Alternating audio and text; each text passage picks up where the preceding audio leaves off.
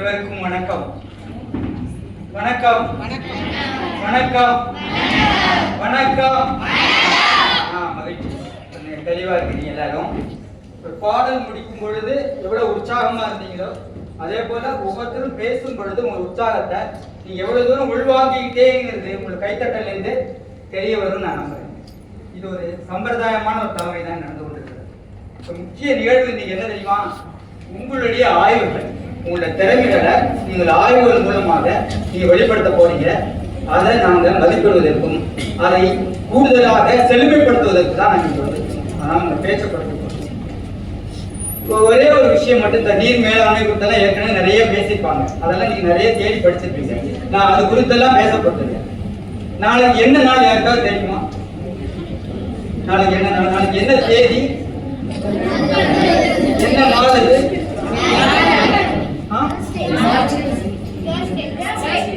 அப்புறம் வரலாற்று, அப்புறம் மார்ச்சியஸ் டே. அது எதனால சொல்றோம்? அப்படி வரலாற்று சிறப்பு மிக்க எதனால சொல்றோம்? நிகழ்ந்தே நடக்கக்கூடிய ஒரு சம்பவம் ஒன்று நிகழ்ந்த நாள். எதனால சொல்றோம்? யார் கோட்சேரினது? காந்தி கோட்சே. நீங்க தான் சொன்னீங்களா?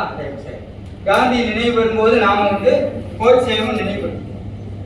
அந்த மகாத்மா காந்தி இந்த ஸ்ரீரங்கத்துக்கு வந்திருக்கிறார். அவருடைய பதிவை ஒருத்தர் எழுதியிருக்கிறார். தமிழ்நாட்டில் காந்தி பலமுறை வந்திருக்கிறாரு. அதுல ஒரு முறை ஸ்ரீரங்கத்தில் வந்திருக்காரு. நான் ஸ்ரீரங்கத்தில் அந்த காந்தி வந்ததை பத்தி ஒரு சின்ன பதிவு மட்டும் சொல்லிட்டு நான் விடைபெறேன். இந்த பதிவை படிக்கிறேன், கொஞ்சம் கவனமா கேளுங்க.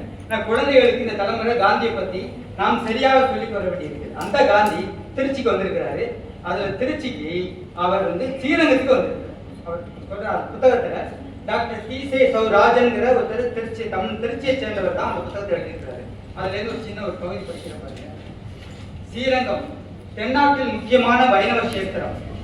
அந்த ஊருக்கு மகிமை அளித்தவர் ஸ்ரீமத் ராமானுஜர். எல்லாருக்கும் அந்த மந்திரத்தை போய் சேர கோபுரத்தின் உச்சியில் ஏறி நின்று உறக்க கூறி தெரிவித்தவர் ராமானுஜர். வைணவ கொள்கையை சிக்கெடுத்து சுத்தம் செய்து கோடிக்கணக்கான மக்களின் மனதில் இருந்த துயரத்தை நீக்கி முக்தி அளிக்கும் ரகசியங்களை விளம்பரப்படுத்தி தமது ஆயுளின் கடைசி காலத்தை இந்த புனித கஷேத்திரத்தில் செலவழித்து சமாதியானார். சாதி வேற்றுமை தெய்வ சன்னிதானத்தில் கிடையாது என்ற உண்மையை சுமார் 800 வருடங்களுக்கு முன்பே உபதேசித்த முனிவர் செய்கையும் இன்று அதே தத்துவத்தை பாமர ஜனங்களுக்கு ஐயன் தெரிபுற பறைசாற்றி வைக்கும் அடிகளின் உள்ளமும் சத்தியத்தின் மாறாத உருவத்திற்கு சான்றாகும். இந்த அடிகள் சொல்றது காந்தி. புனித ஸ்ரீரங்கத்தில் காலம் சென்ற தேசபக்த சிரோமணியான கொடியாளம் ரங்கசாமி ஐயரின் தம்பி சீனிவாச ஐயங்கார் பொது ஜனங்களின் சார்பாக அளித்த வரவேற்பு பத்திரத்தில் தங்களை உண்மை சனாதானி என்று நாங்கள் கருதுகிறோம் என்று இருந்த ஒரு வாக்கியம் அடிகளின் மனதில் பதிந்தது. அதற்கு பதிலளிக்கும் பொழுது நாங்கள் என்னை உண்மை சனாதானி என்று அழைத்ததை நான் பணிவுடன் ஏற்றுக்கொள்கிறேன் என்று சொல்லியதால் அடிகளிடம் சனாதான தர்மத்தின் உண்மை உணர்ச்சி எப்படி வேரூன்றி இருக்கிறது என்பதை அறிந்து கொள்ள முடியும். சனாதானி என்று தன்னை அறிவித்துக் கொண்ட காந்தியை, திருச்சியில் அறிவித்துக் கொண்ட காந்தியை பல வருடங்களுக்கு முன்பு 1948 ஒருத்தர் சுட்டுக் கொண்டார். எதுக்காக சுட்டுக் கொண்டார்? அவர் இந்து தர்மத்துக்கு எதிரானவர் என்று சொல்லி சுட்டுக் கொண்டார். இதுதான் செய்தி.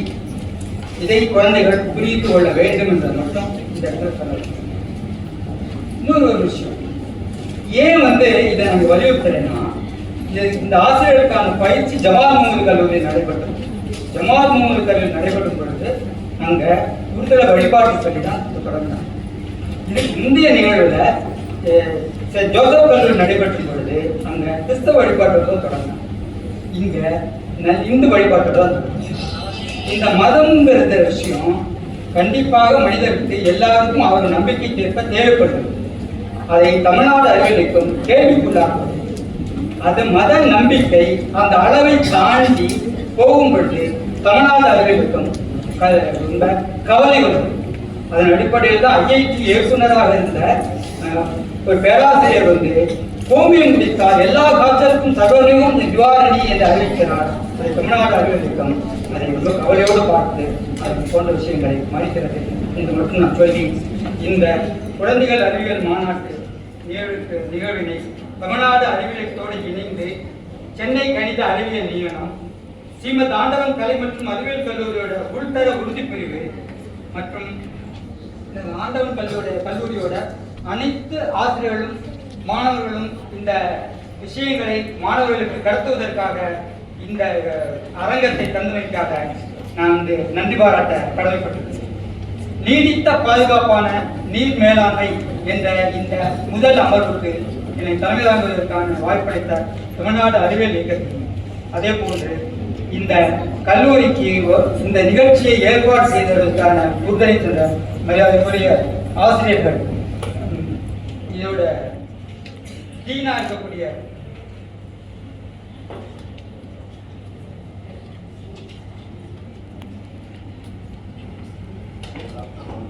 மது அவர்களையும் மற்றும் பேராசிரியர்களையும் இந்த கல்லூரி முதல்வர் கிச்சுமணி அவர்களையும் நான் நன்றி பாராட்டி விடைபெறுகிறேன். நன்றி வணக்கம்.